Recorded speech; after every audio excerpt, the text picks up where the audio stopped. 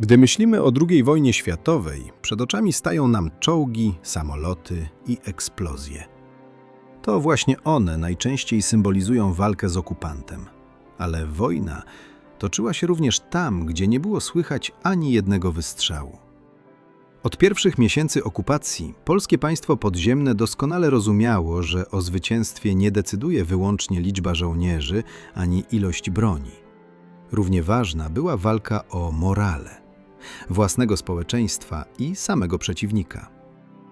Trzecia Rzesza dysponowała potężną machiną propagandową. Gazety, radio, plakaty, kroniki filmowe. Każdego dnia przekonywały miliony ludzi, że Niemcy są niezwyciężone, że Adolf Hitler prowadzi naród do ostatecznego triumfu i że zwycięstwo jest tylko kwestią czasu. Propaganda miała utrzymać posłuszeństwo obywateli oraz wiarę żołnierzy walczących na wszystkich frontach Europy. Dowództwo Armii Krajowej szybko zrozumiało, że z taką machiną nie da się walczyć wyłącznie karabinem. Potrzebna była zupełnie inna broń. Broń, która uderzy nie w ciało, lecz w umysł. Zamiast wysadzać most, można było podważyć zaufanie niemieckiego żołnierza do własnego państwa. Zamiast niszczyć magazyny, można było zasiać niepewność wśród oficerów. Bo jeśli żołnierz zaczyna wątpić, jeśli przestaje wierzyć swoim dowódcom, jeśli zaczyna podejrzewać własnych kolegów, to nawet najlepiej uzbrojona armia staje się słabsza. Właśnie z tej idei narodziła się jedna z najbardziej niezwykłych operacji polskiego państwa podziemnego. Operacja, której celem nie było zabijanie Niemców. Jej celem było wpływanie na ich sposób myślenia. Otrzymała prosty kryptonim – Akcja N. Litera N oznaczała Niemcy. Jej zadaniem było prowadzenie wojny psychologicznej przeciwko III Rzeszy. Przy użyciu perfekcyjnie przygotowanej propagandy, udającej niemieckie gazety, ulotki i wydawnictwa, był to pomysł niezwykle śmiały. Polskie państwo podziemne postanowiło wykorzystać przeciwko Niemcom ich własną broń. Za każdą udaną operacją stoi grupa ludzi, o której większość nigdy się nie dowiaduje. Tak było również w przypadku Akcji N. W grudniu 1940 roku generał Stefan Rowecki, pseudonim Grot, komendant główny Związku Walki Zbrojnej, wydał polecenie utworzenia referatu N. Jego zadanie było wyjątkowe. Nie miał wysadzać mostów, nie miał organizować zamachów. Miał prowadzić wojnę psychologiczną przeciwko samym Niemcom. Kilka miesięcy później, w kwietniu 1941 roku, rozpoczęto pierwsze działania. W październiku tego samego roku referat N został przekształcony w samodzielny podwydział N Biura Informacji i Propagandy Komendy Głównej Związku Walki Zbrojnej. Po przemianowaniu organizacji działał już w strukturach Armii Krajowej. Na jego czele stanął Tadeusz Rzęczykowski, używający pseudonimu Kania. Była to jedna z najlepiej zakonspirowanych komórek polskiego państwa podziemnego. Jej istnienie ukrywano nie tylko przed Niemcami. Nie wiedziało o niej również wielu żołnierzy Armii Krajowej. Im mniej osób znało prawdę, tym trudniej było Gestapo rozbić całą organizację. Do zespołu wybierano wyłącznie ludzi o wyjątkowych kwalifikacjach. Byli wśród nich germaniści, tłumacze, dziennikarze, redaktorzy, graficy, drukarze oraz specjaliści od fałszowania dokumentów. Ale sama znajomość języka nie wystarczała. Trzeba było rozumieć niemiecką propagandę, wojskowy żargon, mentalność przeciwnika, a nawet regionalne dialekty. Każdego dnia analizowano niemieckie gazety, rozkazy, plakaty i ulotki. Badano sposób pisania, słownictwo, układ tekstu, styl propagandy. Wszystko po to, aby każda publikacja Akcji N wyglądała jak prawdziwy druk wydany przez samych Niemców. Nie było miejsca na przypadek. Papier, czcionki, nagłówki, układ kolumn, a nawet drobne błędy typowe dla niemieckich druków. Najmniejsza pomyłka mogła zdradzić prawdziwych autorów. W konspiracji powstawały drukarnie, magazyny, sieć kurierów. Cały mechanizm działający niemal jak legalne wydawnictwo. Historycy szacują, że w przygotowanie dróg i kolportaż materiałów zaangażowanych było od kilkuset do blisko 1000 osób. Każdego miesiąca rozprowadzano dziesiątki tysięcy egzemplarzy gazet, ulotek, broszur. Trafiały do koszar Wehrmachtu, niemieckich urzędów, wagonów kolejowych, a nawet w głąb III Rzeszy. Ale celem nie było przekonanie Niemców do polskich racji. Celem było, aby uwierzyli, że opór przeciw Hitlerowi rodzi się wewnątrz samych Niemiec. Że wojna jest już przegrana. Że dowódcy ukrywają prawdę. I że coraz więcej Niemców zaczyna wątpić w zwycięstwo III Rzeszy. W następnym rozdziale zobaczymy, jak Polacy potrafili oszukać okupanta, tworząc gazety, broszury i ulotki tak wiarygodne, że wielu Niemców uznawało je za autentyczne wydawnictwa niemieckiej opozycji. Wyobraź sobie niemieckiego żołnierza. Wraca z przepustki. Na ławce dworca zauważa gazetę. Podnosi ją. Na pierwszej stronie widzi znajomy tytuł Der Soldat. Wygląda dokładnie tak, jak wszystkie gazety, które czytał wcześniej. Nie ma pojęcia, że trzyma w rękach wydawnictwo przygotowane przez polskie podziemie. Der Soldat, czyli żołnierz, był jednym z najważniejszych tytułów akcji N. Kierowano go przede wszystkim do żołnierzy Wehrmachtu. Nie znajdowali tam jednak opowieści o niemieckich zwycięstwach. Zamiast tego czytali o ogromnych stratach na froncie, fatalnych decyzjach dowódców i wojnie, która zdawała się nie mieć końca. Drugim ważnym wydawnictwem był Der Frontkämpfer, czyli frontowiec. Gazeta sprawiała wrażenie, że redagują ją sami żołnierze. Pojawiały się w niej relacje z frontu, opisy fatalnego zaopatrzenia, chaosu i przekonanie, że najwyżsi dowódcy poświęcają życie zwykłych ludzi dla własnych ambicji.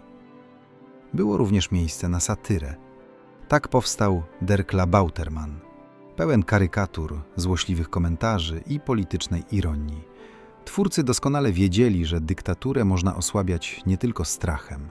Czasami wystarczy ją ośmieszyć. Na tym jednak akcja N się nie kończyła.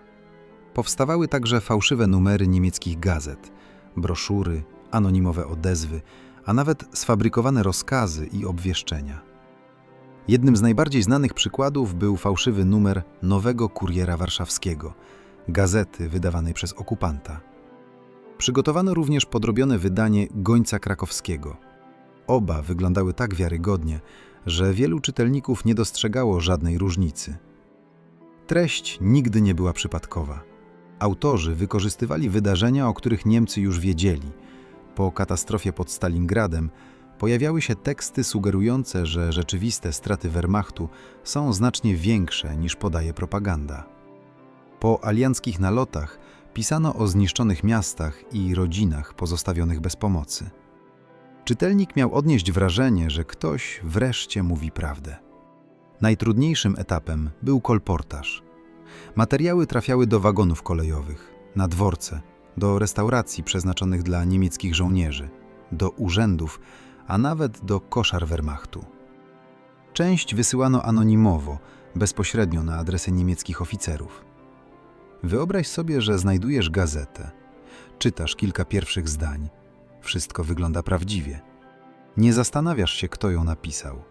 Zastanawiasz się tylko, czy rzeczywiście ukrywają przed tobą prawdę. I właśnie w tym momencie akcja N odnosiła swoje największe zwycięstwo. Czy akcja N naprawdę działała? Na pierwszy rzut oka trudno to ocenić. Nie można przecież policzyć, ilu Niemców zmieniło swoje poglądy po przeczytaniu jednej gazety. Ale zachowane dokumenty pokazują jedno. Niemieckie władze potraktowały akcję N bardzo poważnie.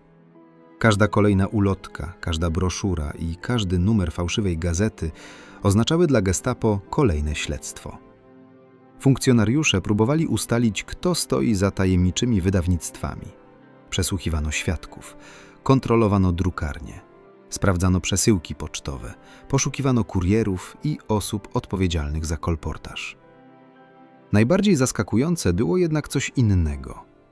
Początkowo niemieckie służby podejrzewały, że za częścią materiałów stoi prawdziwa niemiecka organizacja antyhitlerowska.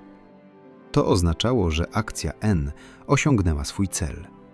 Nie próbowała przekonać Niemców do polskiego punktu widzenia. Chciała, aby zaczęli podejrzewać własnych rodaków. Wystarczyła jedna gazeta, jedna ulotka, jedna broszura, by pojawiło się pytanie: a jeśli to wszystko jest prawdą? A jeśli takich ludzi jest znacznie więcej? A jeśli wojna rzeczywiście zmierza ku katastrofie? Rok 1943 okazał się szczytowym okresem działalności akcji N. Jej siatka obejmowała już większość okupowanych ziem Polski. Materiały trafiały nie tylko do generalnego gubernatorstwa. Docierały również na ziemie wcielone do III Rzeszy, między innymi do Szczecina i Wrocławia. Jednak sytuacja zaczynała się zmieniać. Między grudniem 1943 a marcem 1944 roku Gestapo rozpracowało znaczną część zaplecza drukarskiego akcji N. Nie oznaczało to całkowitego rozbicia organizacji. Jej współpracownicy nadal pozostawali w gotowości, ale prowadzenie operacji stawało się coraz trudniejsze. Zmieniał się również sam przeciwnik. Po klęsce pod Stalingradem i kolejnych porażkach Wehrmachtu coraz więcej Niemców zaczynało dostrzegać, że propaganda III Rzeszy nie ma już wiele wspólnego z rzeczywistością. Alianci niemal każdego dnia bombardowali niemieckie miasta. To, co wcześniej akcja N próbowała uświadomić, teraz wielu Niemców widziało na własne oczy. Zmieniała się także sytuacja w okupowanej Polsce. Coraz większą aktywność prowadziła propaganda komunistyczna wspierana przez Związek Radziecki. Dlatego Biuro Informacji i Propagandy Armii Krajowej uruchomiło nową operację – akcję Antyk. Jej zadaniem było przeciwstawienie się propagandzie komunistycznej i wpływom sowieckim.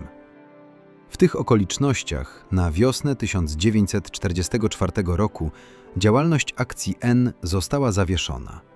Nie dlatego, że poniosła porażkę. Po prostu jej zadanie dobiegło końca.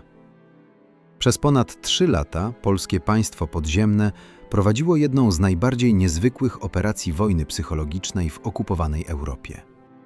Nie zdobyto ani jednego miasta, nie zniszczono ani jednego czołgu, ale zmuszono jedną z najpotężniejszych dyktatur świata do walki z gazetą, z ulotką i z wątpliwością. Bo czasami najgroźniejszą bronią nie jest karabin. Najgroźniejszą bronią jest słowo. Każda wojna pozostawia po sobie bohaterów. Jednych pamiętamy, bo prowadzili żołnierzy do ataku, innych, bo oddali życie na polu bitwy. Są jednak i tacy, których nazwiska pozostały niemal całkowicie nieznane. Nigdy nie dowodzili oddziałami, nie zdobywali miast, nie trafiali na pierwsze strony gazet, a mimo to każdego dnia toczyli własną walkę w ciszy, przy biurku, przy maszynie do pisania, przy drukarskiej prasie. Ich praca wymagała nie mniejszej odwagi. Jedna pomyłka, jeden donos, jedna wpadka mogły kosztować życie nie tylko ich samych, ale całych konspiracyjnych siatek. Mimo to pracowali dalej. Dziś, po ponad 80 latach, akcja N pozostaje jednym z najbardziej niezwykłych przykładów pomysłowości, organizacji i profesjonalizmu polskiego państwa podziemnego. Pokazuje, że nawet w najtrudniejszych warunkach można było przeciwstawić się znacznie silniejszemu przeciwnikowi, nie tylko odwagą, ale również inteligencją. Historia często zapamiętuje największe bitwy, najgłośniejsze wybuchy i najbardziej spektakularne zwycięstwa. Ale czasem o losach wojny decydują także ludzie, których pracy nikt nie widział. I być może to właśnie jest największe dziedzictwo akcji N. Dowód, że nawet w czasach, gdy wydaje się, że wszystko zostało już przesądzone, zawsze pozostaje miejsce dla odwagi, pomysłowości i wiary, że warto walczyć. Dziękuję za obejrzenie filmu. Jeżeli chcesz poznać kolejne, mniej znane historie, zasubskrybuj kanał i do zobaczenia w następnym materiale.